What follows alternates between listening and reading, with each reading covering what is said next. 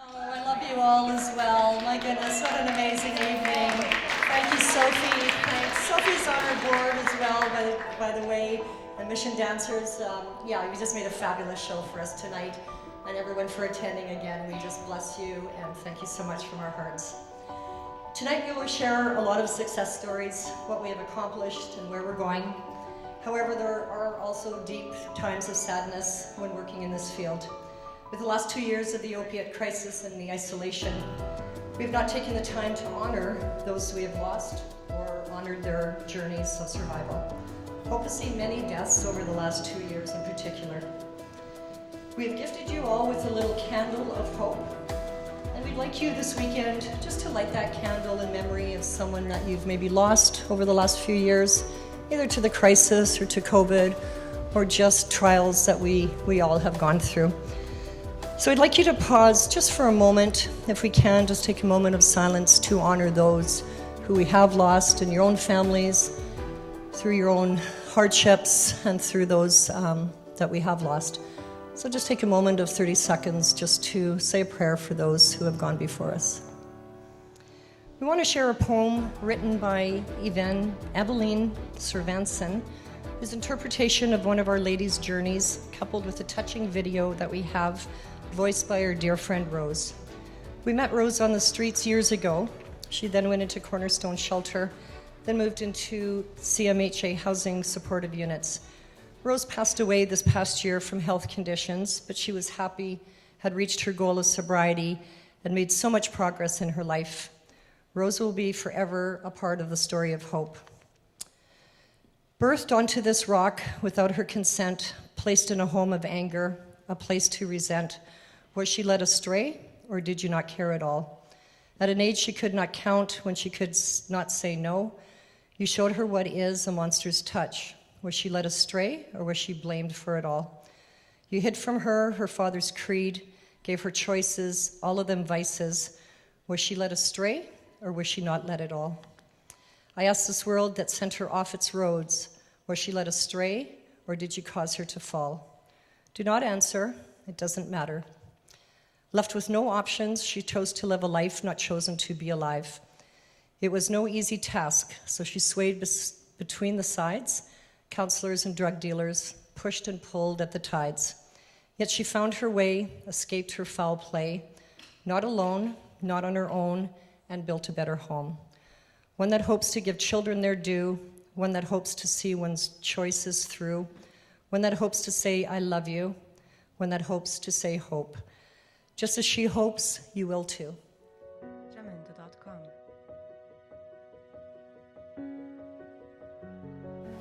It's very difficult to do it on your own. 10,000 times harder. When you have support, and you have friends, and you have special people that are like angels, right? It makes it so much easier. I can tell you every night that the House of Hope ladies would come in, all of the women in here would be smiling, chit-chattering. We're not arguing. We're not looking for anything else. They're sharing amongst themselves what they got. They're showing it off. They're being happy females. So that's in the essence of itself why I call you guys angels from the House of Hope. Because you guys do angelic work. You keep lives going. You give women hope. You give guys hope. Because guys see you guys walking around and they send their girls to you. Go get your candy. Go get your clothes. You know? And that's important. Because that builds stronger relationships. So, thank you. We're not looking for a handout. We're looking for the right, the ability, and the chance to be treated like an equal. Because that's what we are. We're equals to everybody else. The only difference about us is we're NFA, no fixed address. I see how beautiful you are. I want to be there, right? I don't want these scars forever. I know how to get rid of them.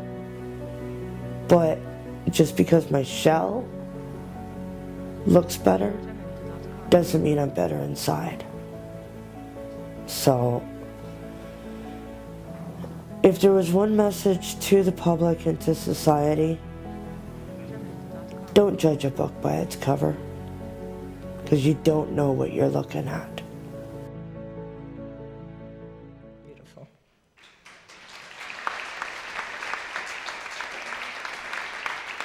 Okay, is everybody comfortable? I got a lot to say. There's a big story.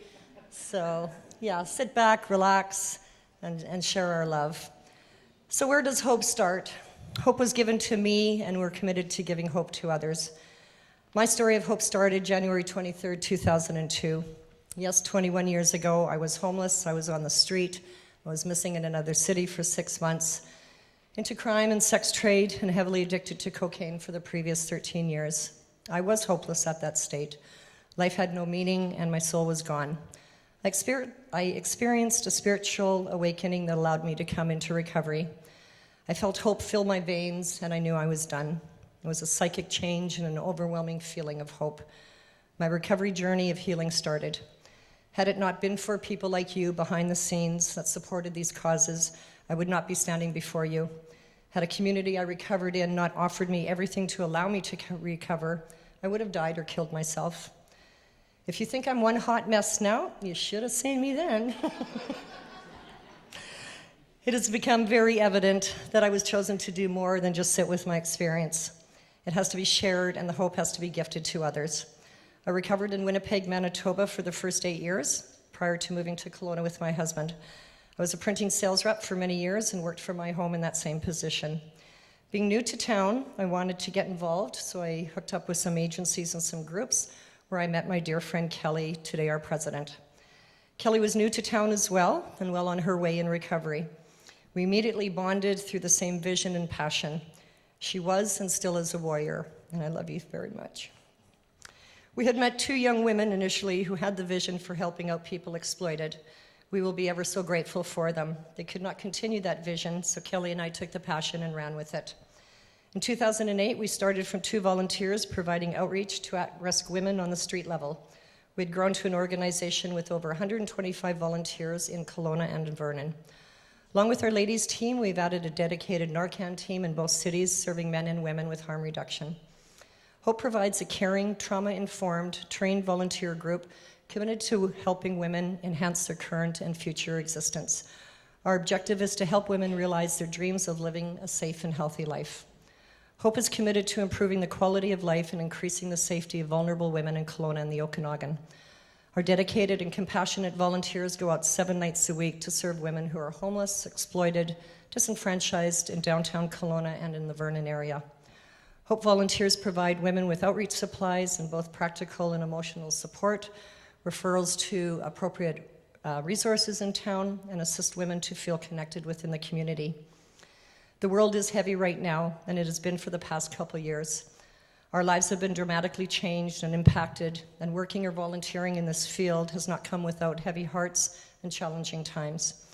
When we go out on the streets and provide outreach or Narcan, it is real and it is raw, and we're truly meeting our folks exactly where they're at. Our volunteers are so committed and the backbone to our organization. Many of our community women have experienced the brutalness of society, mental health issues, PTSD, childhood sexual abuse, foster care, residential schools, homelessness, and the list goes on and on. So if you have any judgment against our folks, just try to consider all the situations they face and why they are where they are. The problem has not gone away, nor will it, and it will take many of us to bring the community back together. I'd like to read a little message that was sent to me from one of the girls on the streets in Vernon. Oh gosh, Angie, God bless you, and thank you so much. We've been so desperate, and it's been so cold. Thank you for answering the phone right away. We will be near a wholesale store. Just tell us what time. We just wanted to quickly say thank you for your foundation and for the programs, and that you and the wonderful caring people that help are out there in this freezing cold weather. just here to help people like us is so truly heartfelt and very appreciated and so admired by Chrissy and I. I believe that I can speak for anyone else out there who has had the chance of the help of your program. We want to let you know that the brave volunteers know how much of a savior you are and loved by you so much. Our volunteers come assist us when all other places are closed at night. Just the kindness shown is something that makes people's days become a little brighter. For the first 2 years, we were outreach, but the gaps that we saw and the people that wanted to recover had really nowhere to go. So Kelly came up with a great idea that maybe we should open what we called the House of Hope. So we started with 6 women in Lake Country. How hard could that be? Well, we did not deny any women, no matter where they came from and what situation they were in, and we took them directly off the street. We then opened in Kelowna for 10 women and are ever so grateful to Evangel Church and the Eggerts for their support since day one. They have said more prayers for me than anyone, I'm sure. Over 250 women came through the House of Hope, and thank you to those in the audience who have walked alongside us through those days of hope and our adventures.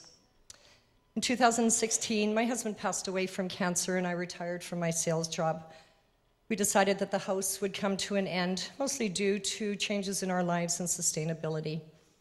I had taken a couple years off, but still ran Hope Outreach. Kelly went on a new career to become a yoga instructor and opened Invati Yoga in Lake Country, and Outreach was still going strong.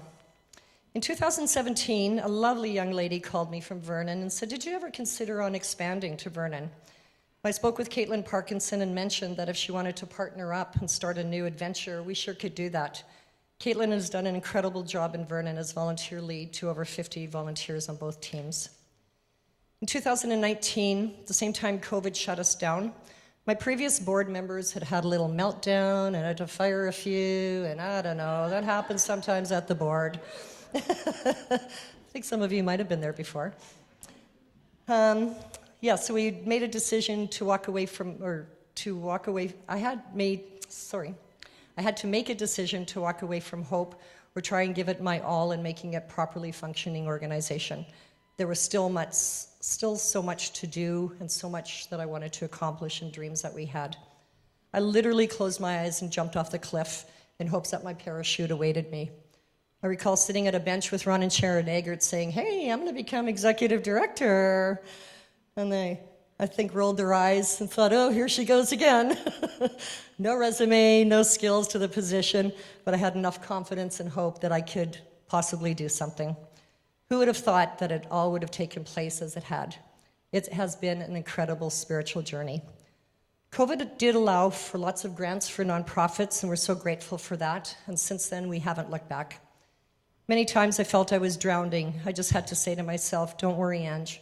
Your lifeguard walks on water. If it fell into your lap, it will work out, as it always has." I then reached out to Lawrence East for guidance, and he continues to amaze me. And Lawrence, thank you so much for lifting me up 2 years ago on that journey. I then stepped down from president, and we elected 8 new board members who have experience in this field and offer so much more work of what we want to accomplish. I'm so grateful that they have trusted me, prayed for me, and just let me out of the gate with all my ideas. Then many gifts kept falling in our laps. Together we've created a unique niche in our community, more than tripling our capacity to reach more women with services, and have grown substantially. Few people have said to me, "Boy, you are doing so much, you might want to slow down." My reply is, "You know what, just get out of my way. There is no mountain high enough that we can't climb." My initial focus was on getting our organization to a functioning state with underlying policies, board training, operations to be put in place. United Way had a grant that offered this with the help of Purple, which are consultants. Hope was awarded a 6-month grant, and off we set on that journey, or I did anyways. I remember our first meeting with Purple. I was a deer in headlights. Objectives, key results, impacts, budgets. Oh my Lord. I didn't have those ideas in my head, but I thought, you know what, we're just going to take the bull by the horns and see where it goes. I'm ever so grateful for Taz, Andrew, Sharon, and the Purple consultants. And with Lawrence by my side, yes, yeah, clap for Purple. They've really held my hand all this way. And with Lawrence by my side, he has taken over a huge part of the story of Hope, our website, our consultant, and lots of guidance for us. Thank you, Lawrence, for your dedication to our community, our folks, and myself. I had no idea how to succeed, and you've all shown us that way. We are a lean, mean, volunteering machine. And we have kicked some severe ass. Thank you, everyone. We could not have done it without your expertise. And I can attest, I'm not your regular client, and I think they will agree on how many challenges, but how much fun we've had on this journey together. Along that 8-month journey of grueling education, in fact, it felt like I was in school again, we went through processes of Hope's needs, and the most important was bringing in processes for Hope and hiring a volunteer coordinator to oversee it all. This took a lot of pressure off me to focus on new things.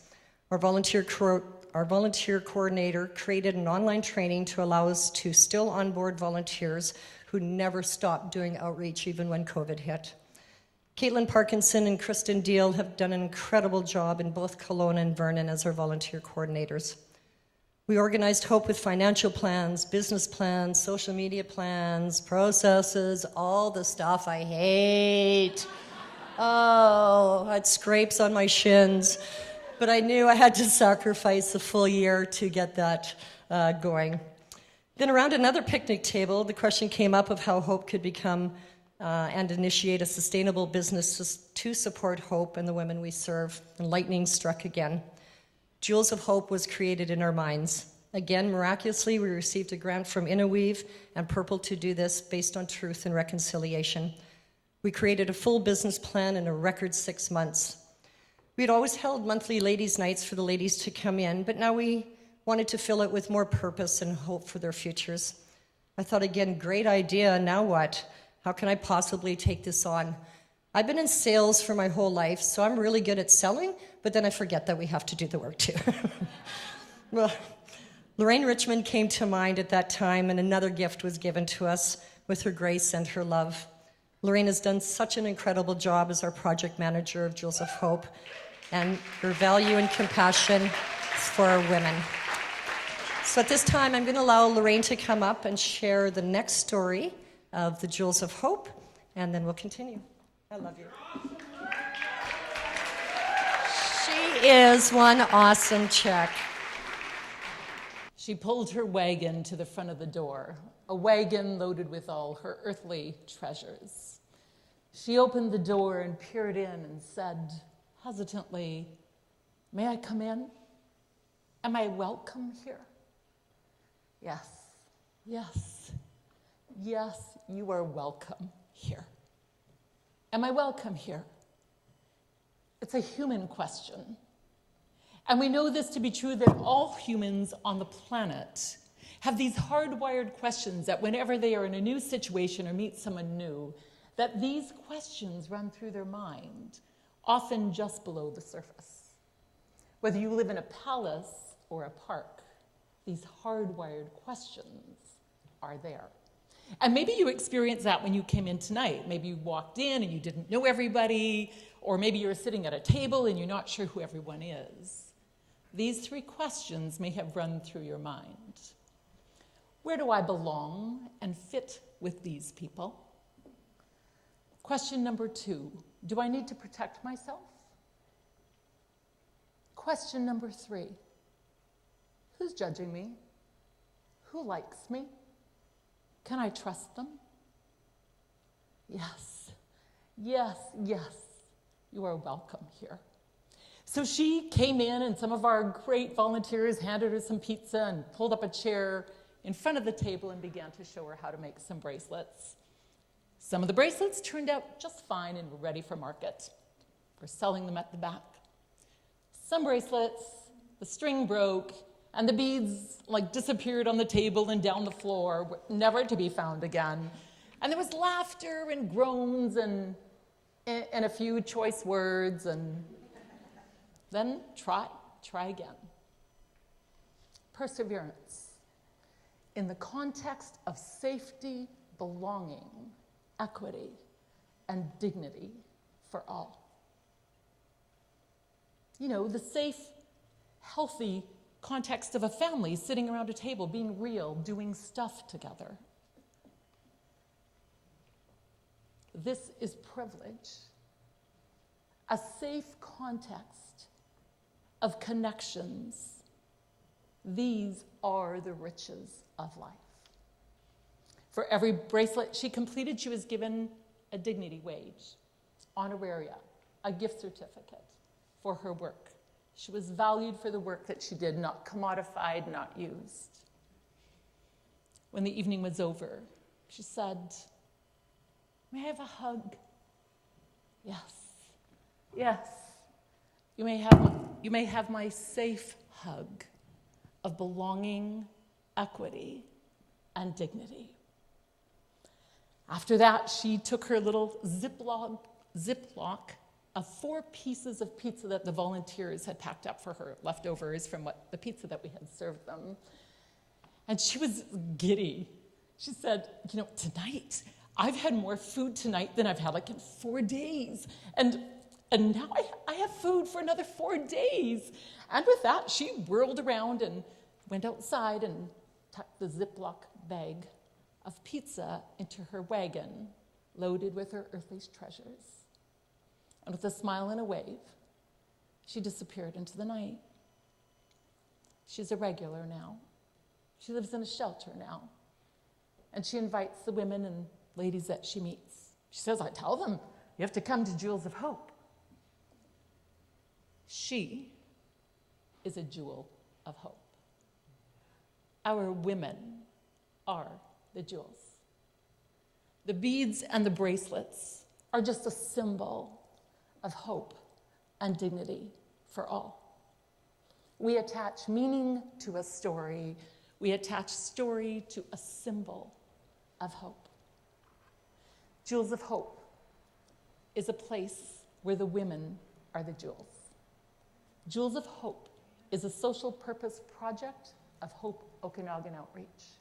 It's a place where we hold the values of safety, belonging, equity, and dignity for all. We have 2 main goals, 2 specific goals, which we're super serious about. Number 1 is to create a context for sustainable employment for our women, so that by the work of their hands and the support and the resources of Hope, they're able to realize their own dreams for a safe and healthy life. Our second goal is to return and raise funds back into Hope so they can continue doing the good work that they are doing in our community. We attach meaning to a story. We attach story to a symbol of hope. So at Jewels of Hope, we make bracelets, and we give our women dignity wages for the work of their hands, and we tell them that people like what they're doing, and they'll pay money for these beads and these bracelets. And maybe you're not into beads and bracelets, but I ask of you, everyone in this place today, I ask, request, and invite, if you haven't already, to purchase at least 2 bracelets for our women and from our women. And if you're not into bracelets, give them to your friends and your family and your colleagues and your staff. And if you have no friends and you have no family and you have no staff and you have no colleagues, then I'll make bracelets. then buy a few anyway if you can. And give them to the first few people that you meet on the street as a way to say, I see you and you matter. Because our community believes that all humans have these basic universal needs of safety, belonging, equity, and dignity for all. One of our recent beads or bracelets, and we have many that we are selling, is the Honor bracelet. The Honor bracelet is made with amethyst beads. Amethyst, and the color purple is a royal color. It is also the color of overdose awareness. So when you purchase an Honor bracelet, you validate the grief and the loss of someone who has left us too soon. You destigmatize the addiction, and you say, honor this person because they were a person beyond their addiction. And when you buy an honor bracelet, they're $34, plus we charge our lovely little taxes. You give honor to their unfulfilled dreams. You give honor to the family that grieves the loss of someone who perhaps tried and tried and tried again. And we say and we give a message with a jewel of hope that says we as a community choose to honor those whose precious lives are no longer here. Jewels of Hope is a reason for hope. And I invite each of you, in your way, whether you buy a bracelet or you contribute $100 a month or whatever you can do, or you volunteer, or you use, or there's a missing word that I have here, but you choose Jewels of Hope as your charity of choice for this year. What you are saying is, I will make a stand for safety, belonging, equity, and dignity on my watch in this city, in our messy, messy, beautiful world.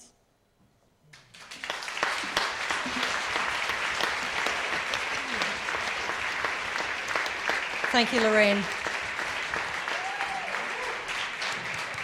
I love you. Has been overwhelmed with the demand for services, seeing an increase of at least 45% more people that we focus on now. We have served over 3,200 individual contacts with women and men over just this past year. Having had to watch 80 of our friends and sisters die before our eyes, our volunteers really are the angels on the street.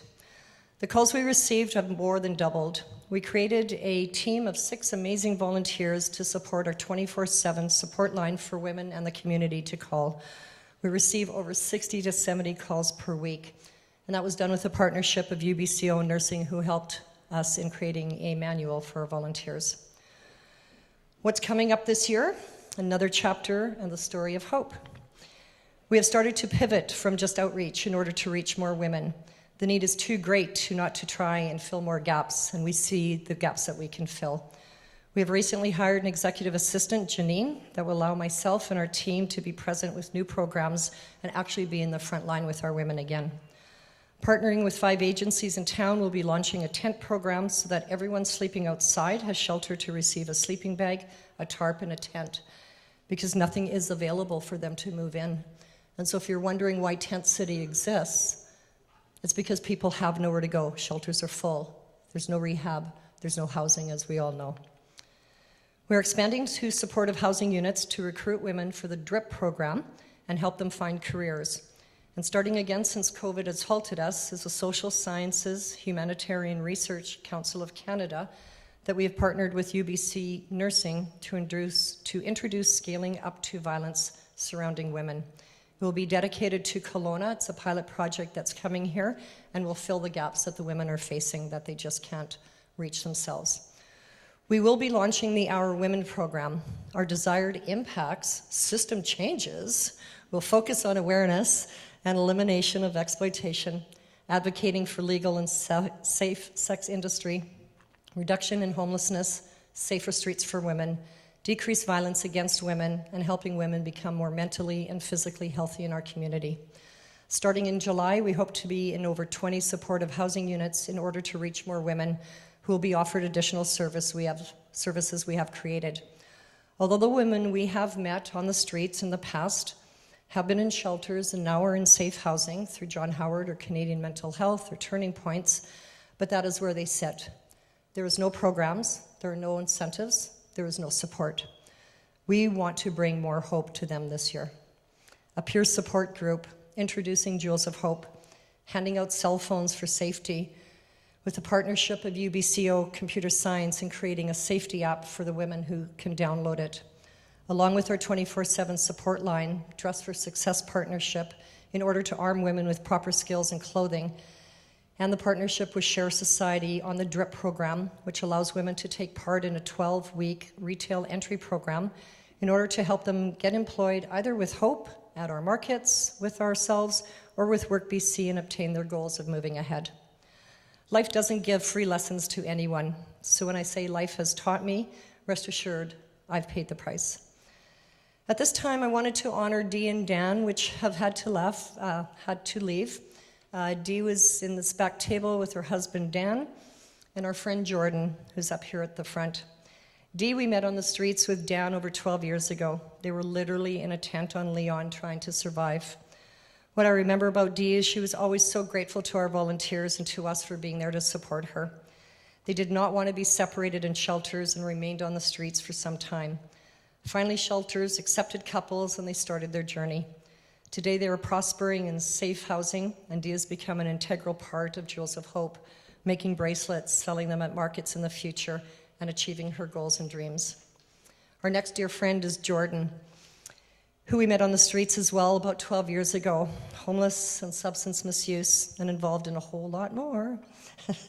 Jordan has almost 6 years of sobriety and is raising her 3-year-old daughter and working at People Connect at Queensway in this field.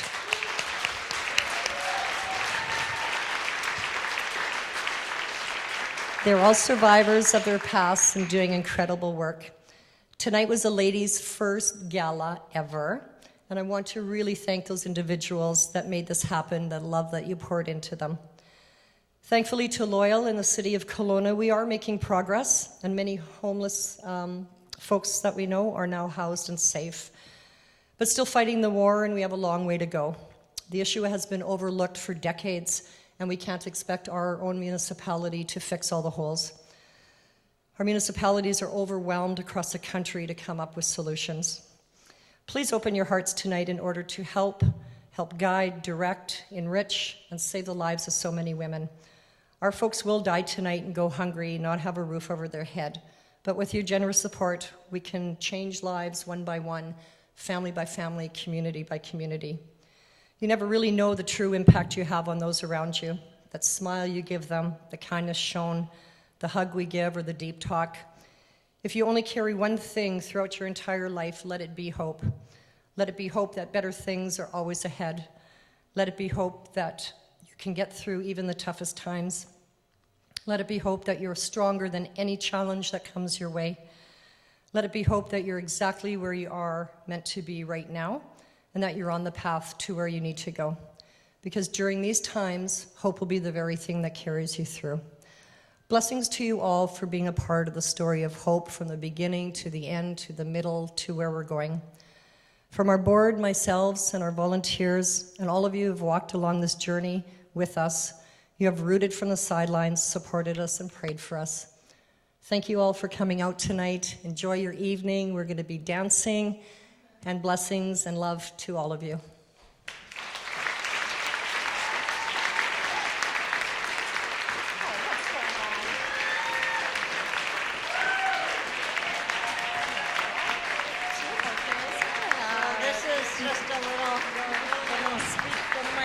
This is just a little birthday bouquet for Angie from all of you,